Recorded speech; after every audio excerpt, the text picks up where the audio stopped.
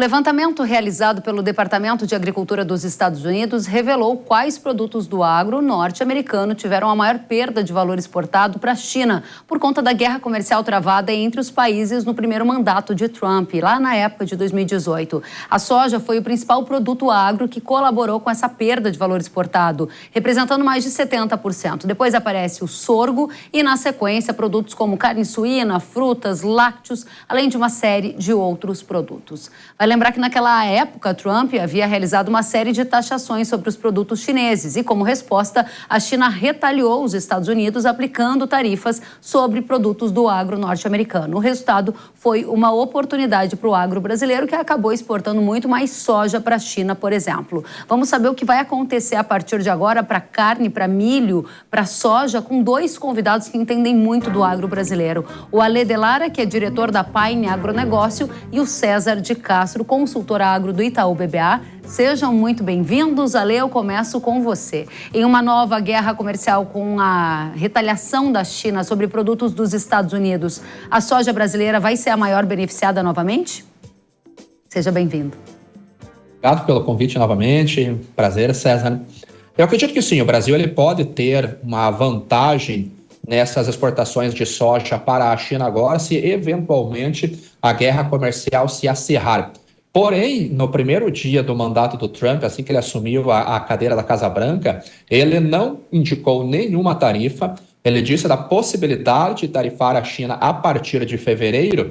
E o que me chamou mais atenção foi o pedido dele para a equipe comercial fazer um levantamento sobre o déficit com os países da balança comercial norte-americana e uma revisão na fase 1 do acordo comercial celebrado em 2020.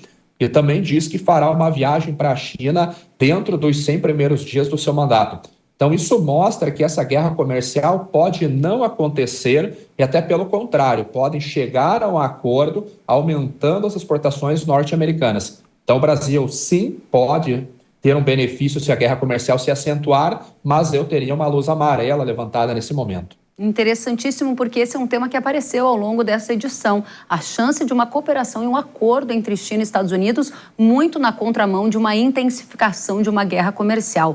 Itaú acredita que a história não vai se repetir, César, de que a gente não vai ter uma nova rodada de guerra comercial que favoreça exportações de soja para a China? Soja do Brasil. Exatamente, Kellen.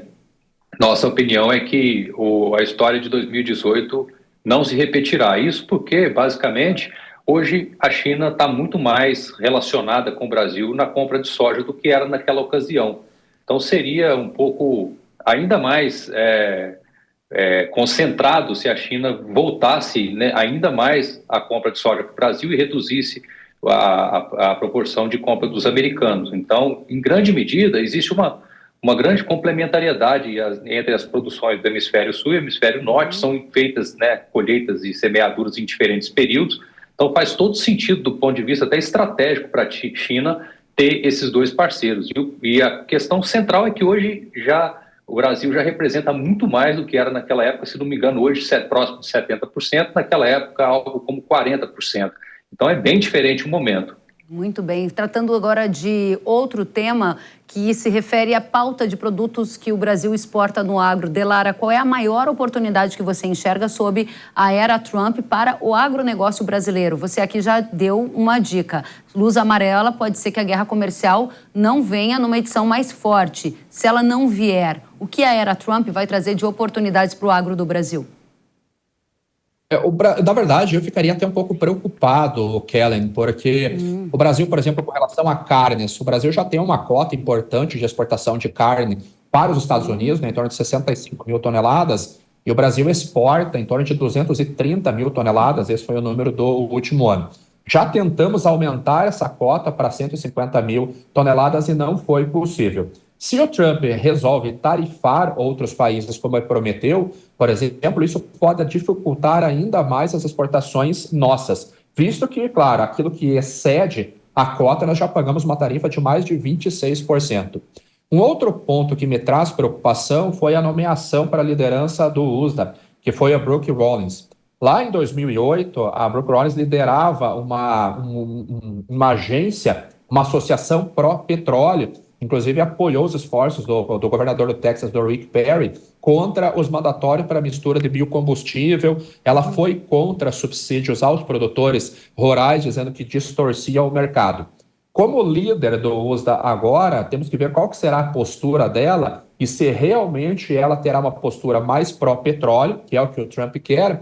Isso poderia reduzir a obrigatoriedade de uso de biocombustíveis e deixaria mais milho norte-americano disponível para a exportação, que acabaria dificultando as exportações brasileiras, ainda mais se o trade war não acontecer e chegarem a um acordo com relação à China. Então, eu teria assim, uma luz amarela com relação às exportações do agro devido a essas políticas do Trump. E vai depender de como que os nossos ministérios vão abrir novos mercados, vão fortalecer acordos não só com a China, mas com a União Europeia, com o próprio Canadá, com o México, para abrir mercados onde a gente possa, talvez, suprir uma eventual ausência da China pontual em algum produto. Muito bem. Você, César, enxerga a oportunidade ainda para as exportações de carne do Brasil para os Estados Unidos numa era Trump, não é? Eu enxergo, Kellen. Eu acho que o contexto momentâneo, né, da pecuária americana, de redução da produção, o ciclo pecuário deles está diferente do nosso, né? Eles estão com uma previsão de menos produção de carne esse ano, próximo, esse ano de 25 e possivelmente 26 também. Então, isso sugere que o espaço do Brasil deveria pelo menos ser mantido, né? Faz bastante sentido pelo momento. Não creio que isso mudaria as forças, né, da pecuária americana. E, ainda que seja extra cota, é possível que esses volumes se mantenham. Tá? Não me surpreenderia um bloqueio nesse momento da pecuária americana com a produção bastante baixa e os preços bem elevados. E o Brasil tem disponibilidade e é um dos poucos candidatos a poder apoiar a produção americana, né, que a carne bovina é bem importante lá para o consumidor. O Delara tratou de biocombustíveis. Qual é a sua visão sobre a política de biocombustíveis do Trump com efeitos ao agro do Brasil, César? Grandes impactos, né, podem vir, dado que o Trump tem esse viés bastante pró-fóssil, né, como o Ale comentou. Eu acho que um ponto bem importante, até mesmo antes de Trump assumir, é a questão, né, do desconforto dos americanos, né, com relação ao fluxo grande de importações, tanto de óleo de cozinha usado, basicamente da China, e sebo bovino, muito dele do Brasil. Então, há um certo desconforto. Eu acredito que, eventualmente, esses dois produtos possam ter muito mais dificuldade de continuar entrando nos Estados Unidos. É bom lembrar que esses produtos são utilizados para a produção de diesel renovável, eles têm uma pegada de carbono menor do que o óleo de milho, o óleo de soja. Então, isso poderia ocorrer até para favorecer o maior uso desses outros feedstocks. Muito bem, nós temos 1 minuto para encerrar, perguntas distintas para cada um. Ale Delara, qual é a movimentação, a tendência para o dólar na nova era Trump? Os primeiros dias mostraram um dólar abaixo de 6. É mais para cima ou mais para baixo a cotação?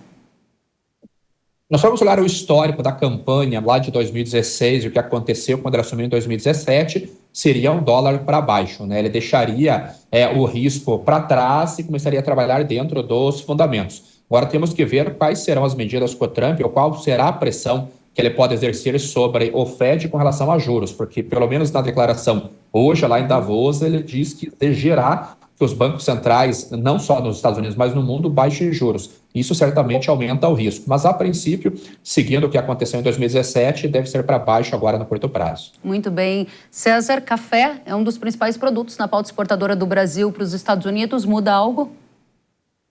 Acredito que não. O café também é um caso complicado esse ano, uma produção menor de café arábica que nós vamos ter. Os Estados Unidos são um grande consumidor e são também um destino que não produz. Então, eu acredito que talvez um dos últimos produtos a sofrer algum tipo de tarifa seria o café. Tá bem improvável. Muito bem. Ale Delara, César, que bacana ter essa conversa com vocês. Voltem sempre. Ale Delara, que é diretor da Paine Agronegócio, César de Castro, consultor agro do Itaú BBA. Até a próxima. Obrigada.